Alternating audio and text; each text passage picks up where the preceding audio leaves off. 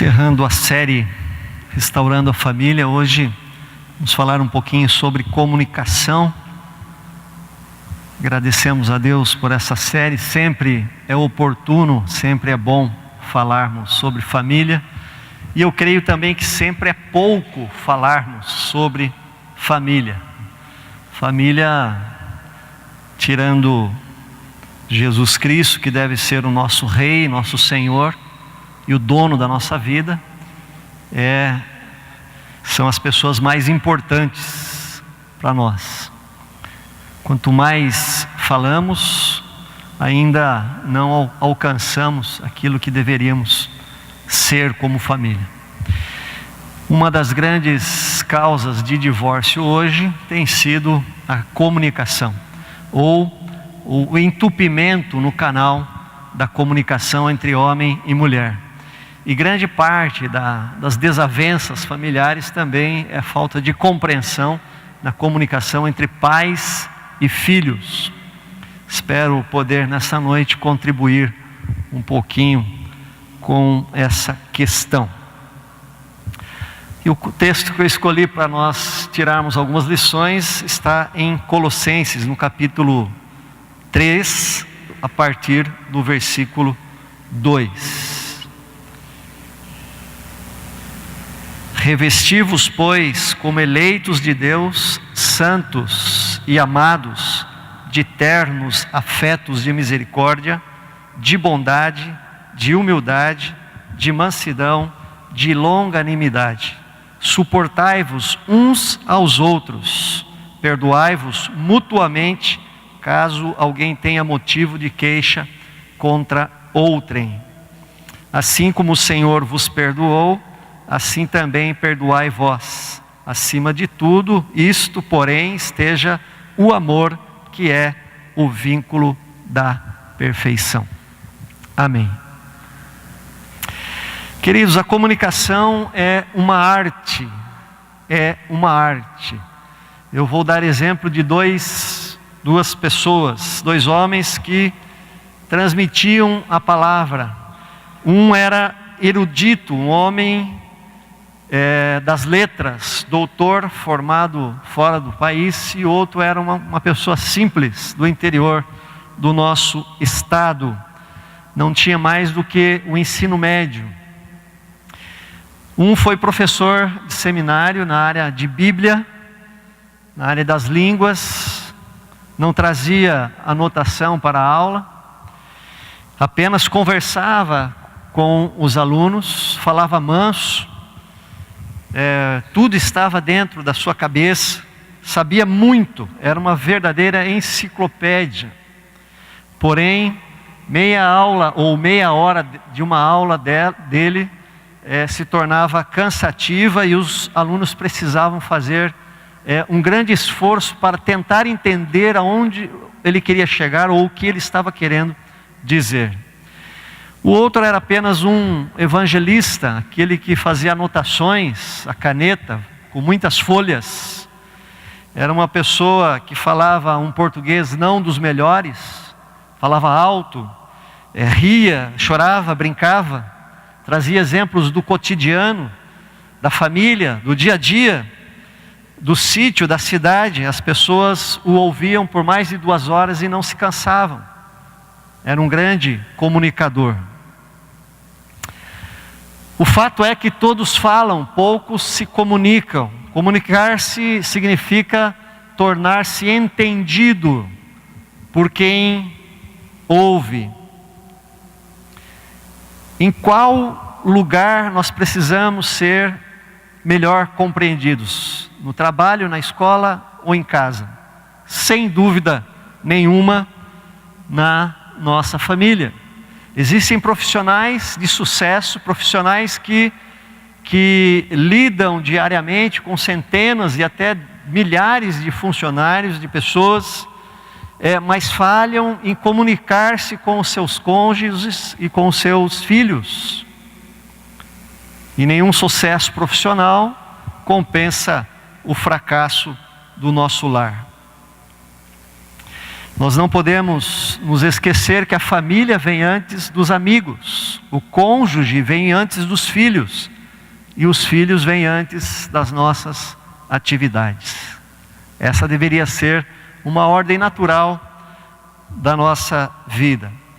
Mas hoje nós vemos que muitos ruídos atrapalham a comunicação em família. Eu não quero aqui elencar, teríamos muitos e muitos, mas eu gostaria de destacar alguns atrapalhos na comunicação. Um deles é a correria. Essa palavra já parece que faz parte do nosso cotidiano. E aí, como é que vai na correria? E parece que nós falamos isso com um certo orgulho, porque a nossa agenda está cheia. O pai corre para o trabalho, a mãe também corre, os filhos correm para a escola, os filhos correm para os cursos, para os esportes, e o pai acha que está correto, porque afinal ele precisa bancar o colégio, ele precisa bancar as roupas, ele precisa bancar as viagens, e ele realmente não pode ter tempo para conversar com a esposa ou com os filhos. As mães não conversam com os filhos porque tem que cuidar da casa, precisa trabalhar fora, precisa ficar de olho no fogão. Queridos, hoje a agenda é um dos grandes problemas da comunicação saudável na família. Uma outra realidade que nós vivemos é da era digital, da realidade virtual. Celular na mão nos coloca um mundo na mão. Com quantas pessoas, através do celular, nós conseguimos conversar simultaneamente? Em quantos grupos de comunicação, grupos sociais, nós estamos inseridos? Quantas mensagens nós precisamos responder? Quantos vídeos recebemos? Quantas imagens? E às vezes ficamos ansiosos porque eu não consigo ver tudo. E também não me sinto culpado por isso, porque senão eu não trabalho. Mas às vezes a gente fica pensando, será que alguém vai perguntar, você viu o vídeo que eu te mandei? Será que aquele vídeo realmente era importante? Será que eu perdi de não vê-lo? Quantos vídeos, quantas informações chegam de todos os lados, quanto entretenimento, e nós somos infectados com esse vírus virtual e sobra muito pouco para o diálogo. Essa cena parece engraçada, mas é comum. É uma realidade dentro da minha casa. Porque às vezes nós estamos reunidos todos na mesma cama, lá os 4. E se não forçar a barra, as crianças não largam o celular. Estamos assistindo televisão e tem gente assistindo televisão e ao mesmo tempo vendo o celular. É uma realidade.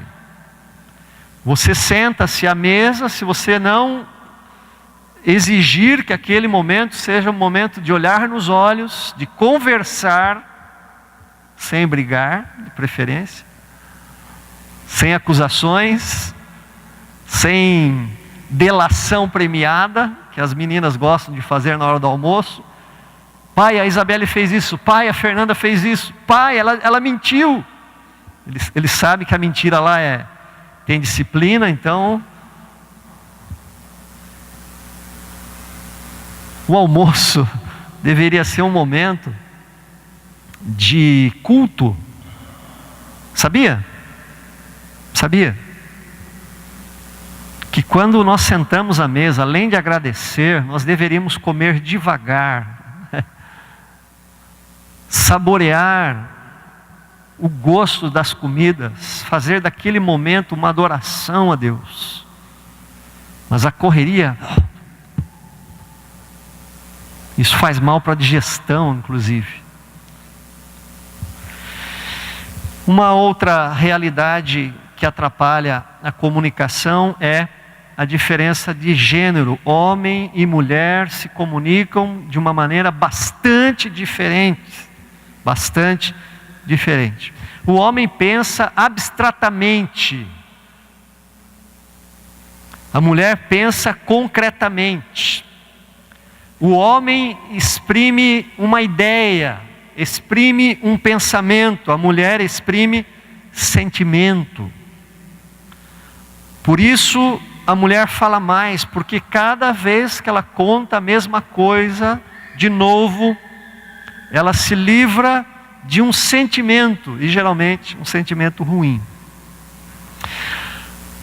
Aí na primeira vez que a mulher diz, o homem já registrou aquela ideia, já colocou ali num arquivo do seu cérebro,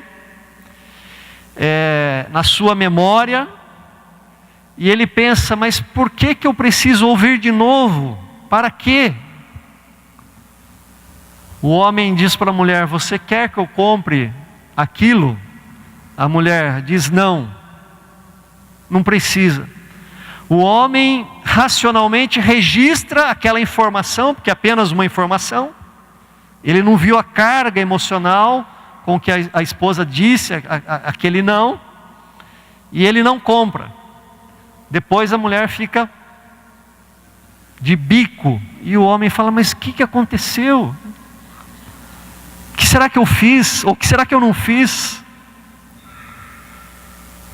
A mulher fica chateada porque ele não comprou, mas racionalmente, no pensamento, abstratamente, na ideia, ele entendeu que não era para comprar, mas era.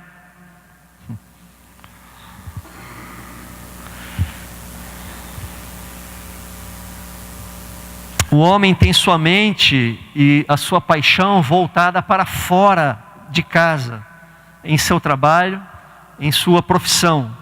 A mulher tem a sua mente cativa na casa e na sua família, ainda que ela trabalhe fora. O homem sai da casa e não fica pensando no que está acontecendo lá na casa. Muito pelo contrário, ele vira a chave. Assim que ele entra no carro, ele vira a chave.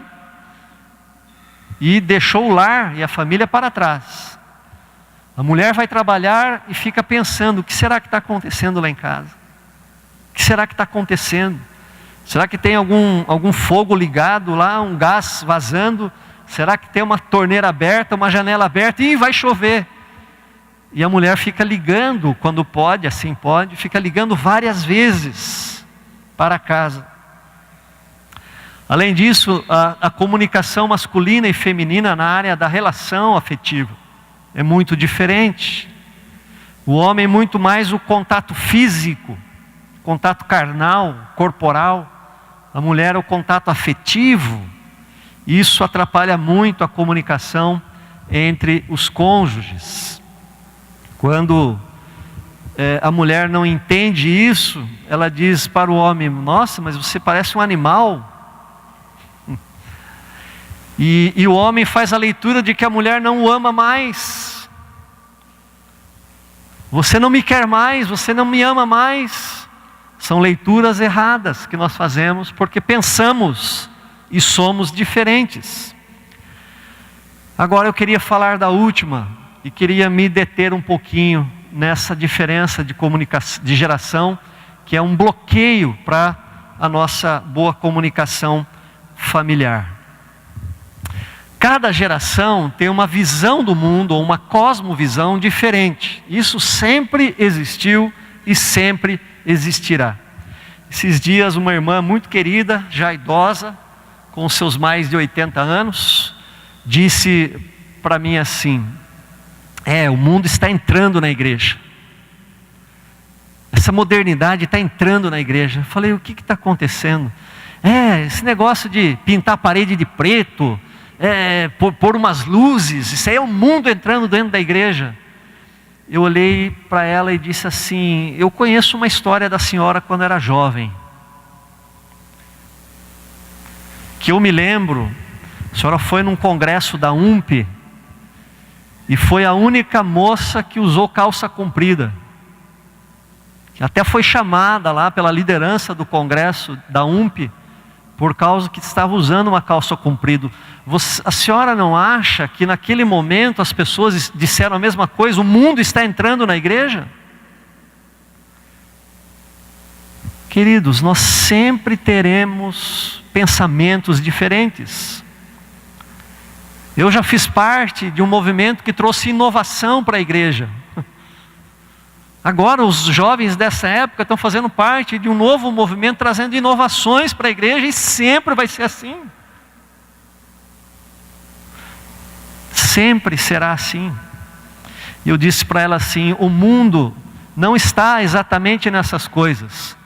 O mundo está no coração. A pior coisa é que os cristãos de hoje muitas vezes agem nos seus negócios e nas suas conversas de roda como se não fossem cristãos. Isso é ter o mundo dentro do coração e não uma parede preta exatamente. O meu pai estava já com mais de 90 anos, e a pessoa, quando está dentro da velhice, quando verdadeiramente a velhice chega, que o corpo fica fraco. Ele morreu com 94 anos, não lembro bem quantos anos ele tinha, mas a pessoa fica mais frágil e menos resistente, porque o meu pai, quem conheceu ele, sabe que ele foi um homem muito severo, muito duro, muito firme nas suas convicções. O reverendo Liz está aqui. Quantos debates eu vi do meu pai com o reverendo Liz, e olha que o pastor aí é professor de seminário, e meu pai abria a Bíblia lá e olha, era difícil. Mas na velhice da sua velhice, então meu pai, ele se tornou mais frágil, e por conta da sua própria idade, ele repetia as coisas algumas vezes. E uma vez um dos meus irmãos, tenho 4 irmãos homens, destratou meu pai como se ele fosse uma criança. Eu não tive dúvidas e eu o repreendi severamente. Porque pai é pai, independente da idade, merece o nosso respeito e merece o nosso amor. Se ele repete as coisas por causa da idade, deixe que repita, ouça, ame-o do jeito que ele está, do jeito que ele é hoje. Nós precisamos entender as diferenças de comunicação das gerações. Eu tenho uma filha que fala pouco, tenho outra filha que fala demais. Acho que para compensar, uma fala baixinho, você não ouve, a outra fala alto. A outra foi criada aos pés de uma italiana no Rio Grande do Sul, que falava muito alto, falava muito alto. Nossa querida diaconisa Salete Risato. E ela fala alto, vai buscar aqui na escola, ela vem todo o trajeto conversando. A outra quer falar alguma coisa, eu não sei se eu olho para essa, eu olho para aquela. Quando a mais velha se prevalece dela, ela vem assim que nem um foguete onde eu estou. Pai, a Fernanda fez isso. Às vezes eu coloco ela no colo, eu ouço, só ouço. E ela quer que eu tome uma posição e eu só ouço, dou um beijo, faço um afago e ela sai. Ela respira e ela sai. Não preciso falar nada, também não preciso repreender. Nós precisamos entender. Eu preciso entender. Porque se eu não a ouvir, se eu não a deixar colocar para fora, o que ela será daqui quando entrar na adolescência ou na juventude? Eu creio que seja importante nós entendermos isso. Nós temos uma linguagem racional e as crianças têm uma linguagem emocional. As crianças têm suas fantasias, os seus medos. E às vezes a gente fala, isso é bobagem, para de falar isso. Na cabeça dela não é bobagem, na nossa é. Eu me lembro, tinha uns E agora? 4. Dormia naqueles berços de madeira maciça, pesado, aqueles berços escuros, mais escuro que isso aqui.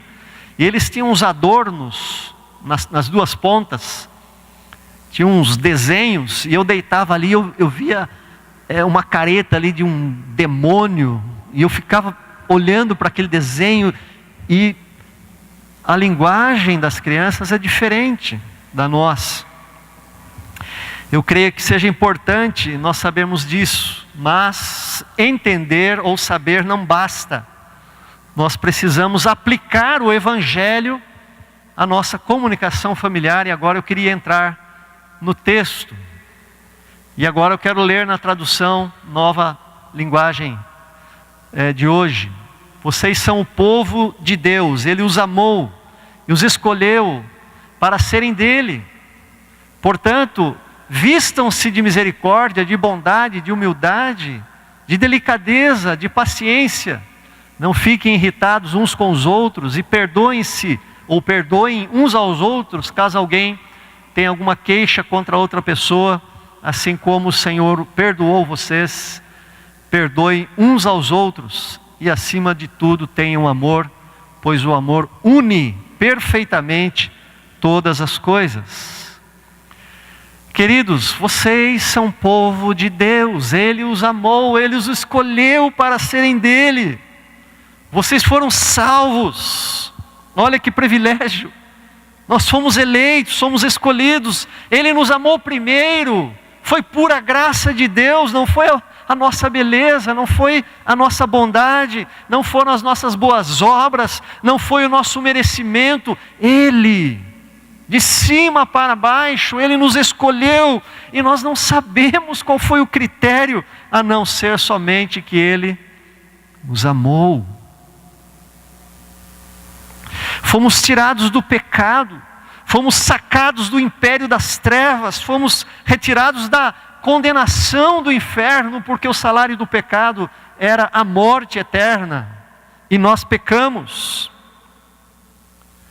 A tradução Almeida diz que somos eleitos de Deus, santos e amados.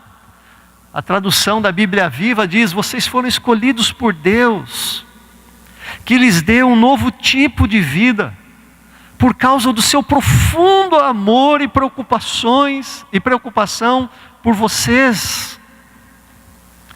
Queridos, que privilégio! Agora somos povo de Deus, convertemos, voltamos para Deus, somos diferentes, fomos chamados, fomos convencidos, fomos convertidos pelo Espírito Santo, somos novas criaturas, vivemos de uma maneira nova. Interessante que Paulo faz primeiro ele traz essa verdade, houve uma transformação.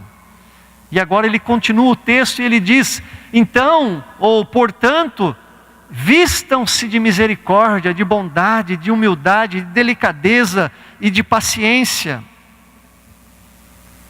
Queridos, a Bíblia está dizendo aqui claramente: olha, vocês foram salvos, então vivam como se tal fossem.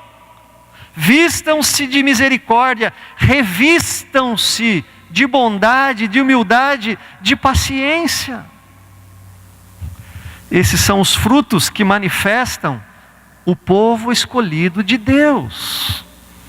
Esses são os frutos do Espírito Santo, do Espírito que vive em nós. Então, para restaurar a comunicação familiar, para que ela flua, para que ela seja melhor, não basta entendermos a linguagem feminina, a linguagem masculina, da criança, do adolescente, do idoso. É necessário pôr em prática o Evangelho, o Cristo vivo em nós. Se o Espírito do Senhor Jesus Cristo vive em você, então você deve naturalmente manifestar bondade, você deve naturalmente manifestar humildade, paciência, e com bondade, paciência, humildade, a comunicação melhora, não? substancialmente. Melhora. Provérbios 18, 21, nós conhecemos bem esse texto. A morte e a vida estão no poder da língua. O que bem a utiliza, come do seu fruto. Como utilizar bem a língua se não tivermos um coração regenerado? Porque a boca fala do que está cheio o coração. O Evangelho não é para nós sabermos. O Evangelho é para sair pela nossa boca, é para estar na ponta dos nossos dedos, nas nossas ações. O Evangelho não é uma teoria, o Evangelho é vida, e ele precisa estar dentro de mim para que eu manifeste. Como eu posso utilizar bem a minha boca sem misericórdia, sem bondade, humildade ou paciência? Impossível, por mais que eu seja um profissional da comunicação. Mas o verso 13 diz: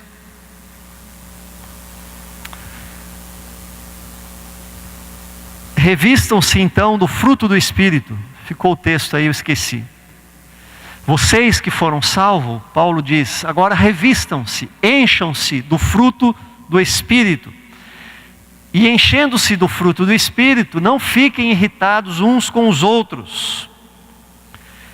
Conseguimos, como eu já disse, não se irritar com uma criança que fica da escola até em casa falando. Que te para no meio do corredor, você está apressado para sentar-se à mesa para almoçar, ou para tirar uma roupa que se chegou da rua, está com calor, para sentar-se à mesa, e no meio do corredor ela puxa um assunto e quer a sua atenção, e quer que ela conclua o pensamento, e você está com pressa ali para ir almoçar. Conseguimos não se irritar com uma esposa ou com um esposo que fica repetindo a mesma coisa toda hora. Conseguimos quando estamos vestidos e revestidos de misericórdia, de bondade, de paciência e de humildade. Queridos, para isso nós precisamos nos encher com o Espírito Santo. E a maneira de fazermos isso e termos uma comunicação melhor em nossa família não será passando todo o nosso tempo livre diante da televisão, por exemplo, ou diante das redes sociais. Isso não se dará diante da televisão. Não se dará se não deixarmos de orar. Ou melhor, não se dará se nós não orarmos. Não se dará se nós não nutrirmos a nossa alma no corpo de Cristo, na comunhão do corpo de Cristo que é a igreja.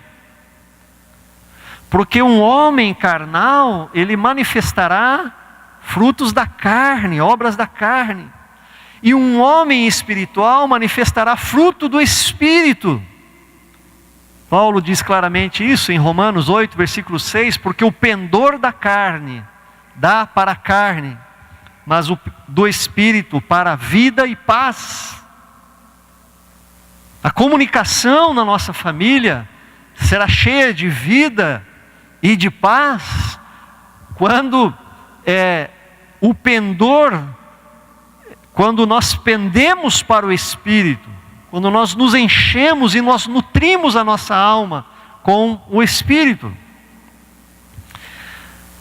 Mas Paulo continua, então não se irritem, só é possível não se irritar manifestando o fruto do Espírito, que é a paciência, a humildade, a misericórdia, a bondade. Mas o texto continua ainda e diz: e perdoem-se uns aos outros, caso alguém tenha alguma queixa contra outra pessoa, assim como o Senhor perdoou vocês, perdoem uns aos outros. Eu costumo dizer que ninguém pode dar aquilo que não tem. Se você não tem, você não pode dar. Ninguém pode manifestar Jesus se não tem Jesus.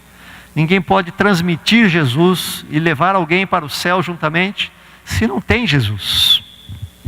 Se você recebeu o perdão de Deus por meio do sacrifício de Cristo, você pode perdoar. Você pode. Por isso o texto diz assim: assim como o Senhor perdoou vocês, perdoem-se uns aos outros.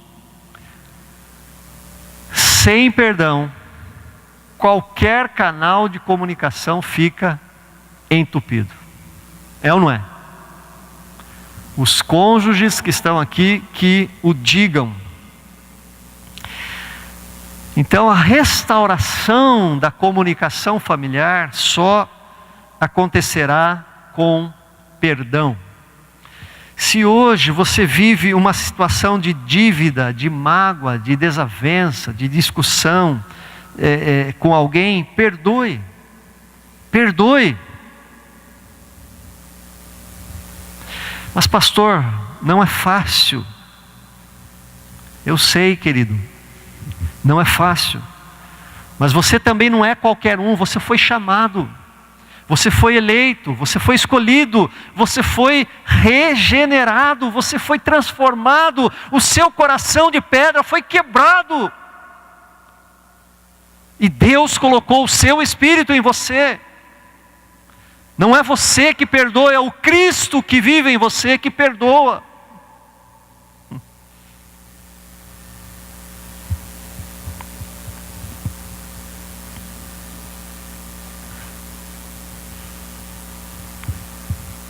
Deus perdoou uma multidão dos nossos pecados. Nós somos chamados a perdoar aquele pecado. Às vezes é um só, que nos feriu e que nos magoou. Deus perdoou uma multidão de pecados. E nós somos chamados a perdoar um pecado que alguém cometeu contra nós. Finalmente, acima de tudo tem o amor, pois o amor une perfeitamente todas as coisas. O mais importante, ele coloca acima de tudo, tem um amor. O amor é o vínculo da perfeição.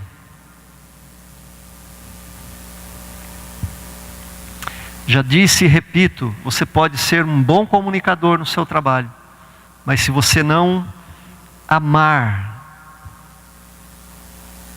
a sua família, você não será um bom comunicador no lar. Quem ama não se irrita com facilidade. Quem ama, perdoa. Você não ama suficientemente o teu filho para ter paciência com ele? E você não ama o seu pai, a sua mãe, a ponto de ter paciência com eles? Ah, é claro que eu amo. Então por que você não tem paciência? Que amor é este? A Bíblia nos ensina que a resposta branda desvia o furor, mas a palavra dura suscita a ira.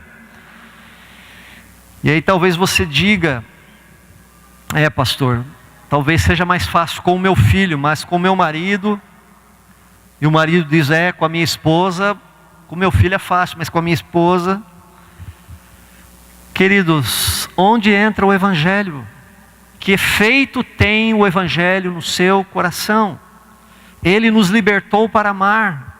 Jesus não nos deixa mais escravos de Satanás. Jesus não nos deixa mais escravos presos ao passado. Jesus já nos libertou das dores, das mágoas, do medo. Nós precisamos ter o Evangelho não na nossa mente, mas em nossos corações.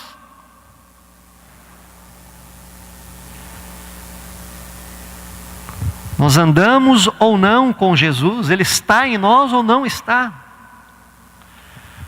Ora, a Bíblia diz que é Jesus que nos batiza com o Espírito Santo. E a Bíblia também diz que o amor de Deus, esse amor que não se irrita, esse amor que perdoa, ele é derramado em nossos corações pelo Espírito Santo que nos foi dado. Você precisa melhorar a sua comunicação familiar, em casa. Então você precisa conhecer melhor a pessoa que vai receber a comunicação. Se é homem, se é mulher, se é criança, se é idoso. O que passa na mente da sua esposa, do seu esposo? O que passa na mente das crianças? Mas, antes de tudo, nós precisamos amar.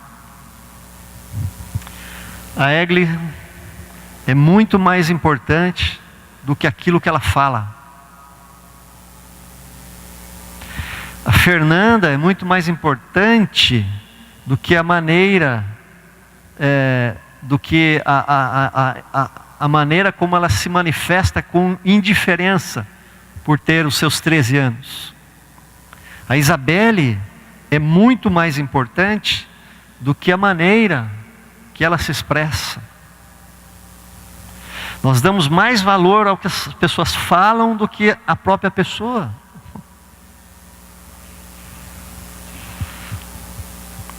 Esses dias a minha mãe deixou cair por 2 vezes uma colher. Abriu a gaveta, puxou, pegou a colher, caiu. Falei, mãe, deixa que eu pego. Ela puxou outra, caiu. E eu disse para ela, a mão está boba? Está com a mão boba? Queridos, eu me arrependi, porque ela não quer ter uma mão boba. Ela não quer. Mas os seus 80 e quase 87 anos a fazem dessa maneira. Não tem forças no dedo. Me arrependi de ter dito aquilo e confessei o meu pecado.